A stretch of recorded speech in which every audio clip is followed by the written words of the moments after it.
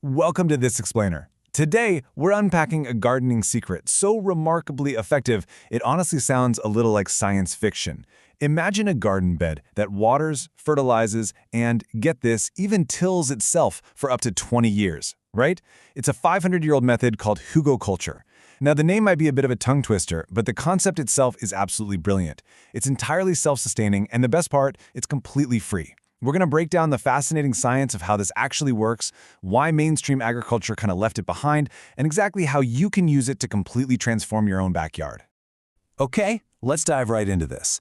Every single spring, American home gardeners spend over a staggering $1 billion on garden fertilizers alone. I mean, that is just a massive amount of money being poured into granular and liquid products that are designed specifically to be used up, washed away, and then reapplied every single season. We're essentially trapped in this endless, expensive subscription service for our soil. And that really brings us to a stark contrast. Think about modern raised beds. They demand some exhausting inputs, right? You've got to buy the lumber, buy the bags of soil, constantly water them, and relentlessly replace all those nutrients. But hugelkultur operates on a completely different paradigm. By using decaying wood, literally just rotting logs you can salvage for free, it creates a permanent, self-sustaining ecosystem.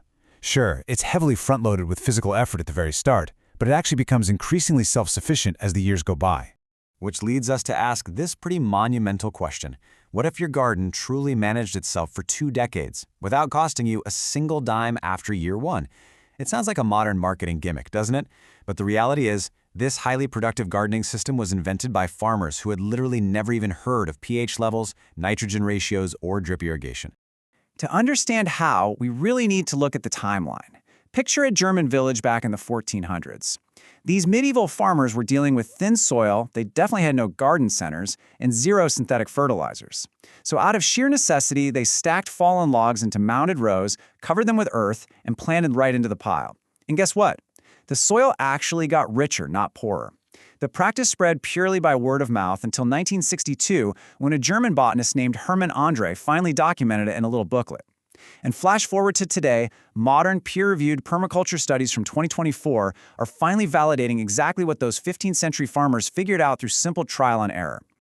Section 1. The Science of Buried Wood.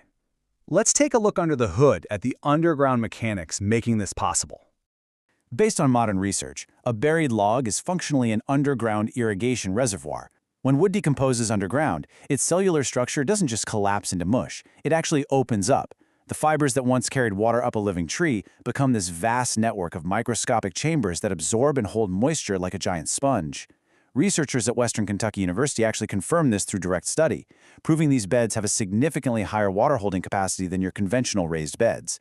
After a year or two, once the plant roots reach down into that woody core, a lot of gardeners just stop watering altogether. The log is silently doing exactly what expensive drip lines and timers do. And this brilliantly illustrates our second massive benefit: fertility. As that wood breaks down, it slowly releases an entire spectrum of nutrients. We're talking nitrogen, phosphorus, potassium, calcium, and trace minerals, all fed directly into the surrounding soil. But here is the real genius of it. It releases them at a pace that perfectly mirrors the plant's own seasonal rhythms. It's slow, it's calibrated, and it's continuous.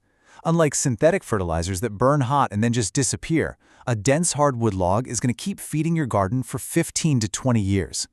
And the sheer scale of the biological explosion in these beds is just incredible. A 2024 permaculture study produced some truly striking data. Earthworm populations didn't just bump up a little bit. They literally skyrocketed by 201% compared to nearby conventional beds. And soil carbon? That was up 27%.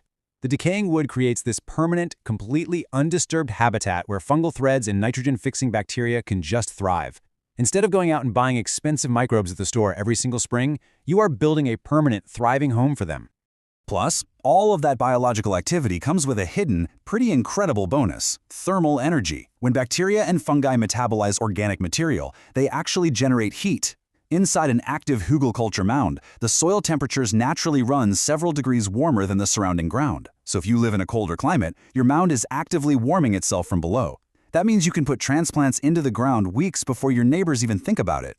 It's entirely free energy, and amazingly, it actually strengthens as the bed matures. Section 2. Busting the nitrogen myth. So with all these benefits, why isn't everyone doing this? Well, mostly because of a massive controversy.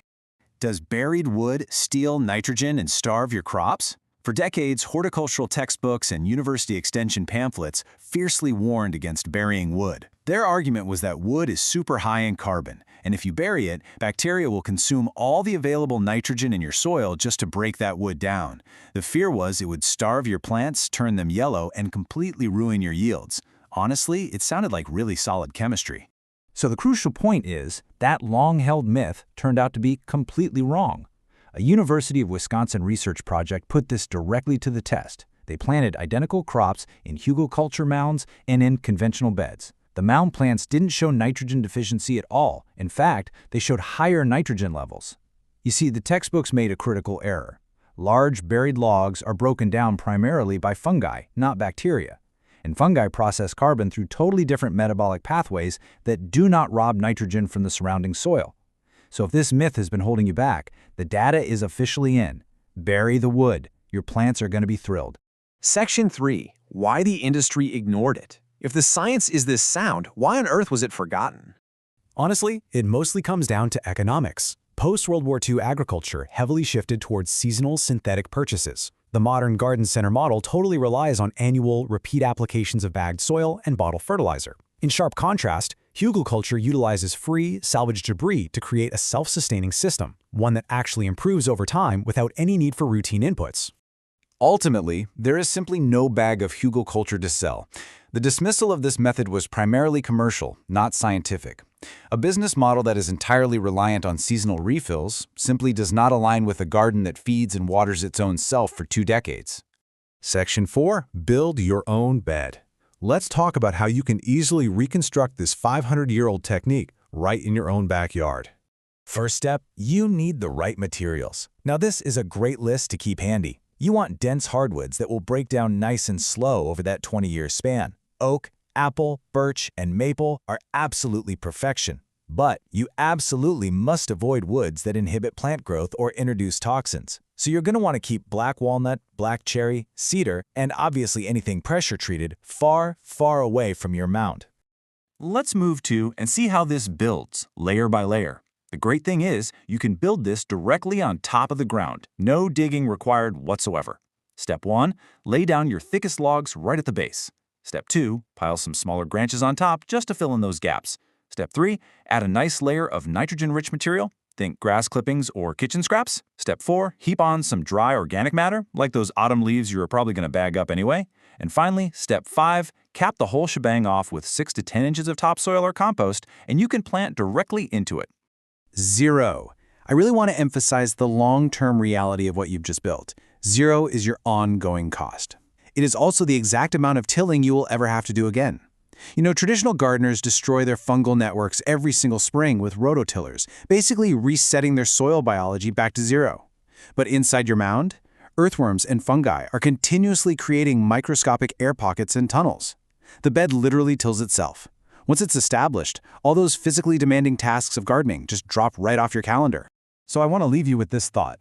Look out at the back of your yard. That pile of branches, that downed tree from winter, those annoying bags of autumn leaves. Are they just a chore you have to deal with? Or are you actually looking at the free, self-watering, self-fertilizing foundation of your next 20 harvests? The knowledge is out there, the science absolutely backs it up, and the materials are just waiting for you. Happy growing, and thanks for joining us on this explainer.